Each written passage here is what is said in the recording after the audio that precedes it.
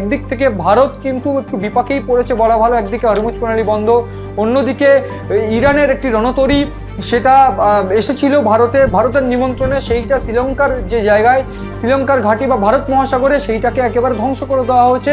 সেই হামলা আমেরিকা চালিয়েছে। তার পাল্টা আজই এখন অব্দি যে খবর, যে ইরানের তরফ থেকে আমেরিকার একটি স্পেসের যে জাহাজ বা বলা ভালো একটা রণতরী, সেটাকে একেবারে ভেঙে জ্বালিয়ে দেওয়া হয়েছে বিস্ফোরণের মাধ্যম দিয়ে। ফলে এই হামলা পাল্টা হামলা সেটা কিন্তু ইতিমধ্যেই গুরুত্বপূর্ণ অংশ।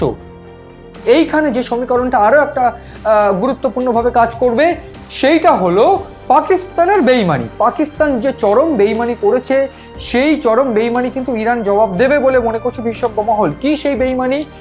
আমরা একটু পিছনে ফিরলে দেখব যে ইরান যখন আয়াতোল্লাহ খামেনিকে হারায়, ইরানের আইআরজিসি তারা কিন্তু এই জর্ডন থেকে শুরু করে বিভিন্নভাবে সৌদি আরব, কুয়েত, দুবাই বিভিন্ন জায়গায় হামলা করে। সেইখানে স্পেস ঘাঁটিগুলোকে হামলা করা হয়, সেটা আমেরিকার সেনা ঘাঁটি।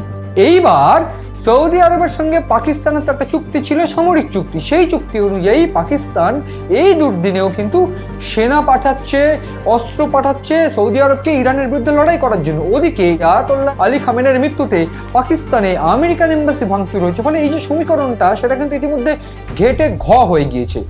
এখন একটু বলে রাখবো, আপনারা হয়তো জানেন যে পাকিস্তান ইরানের থেকে চরম সাহায্য পেত, একটা চরম বন্ধুত্বতা ছিল তাদের।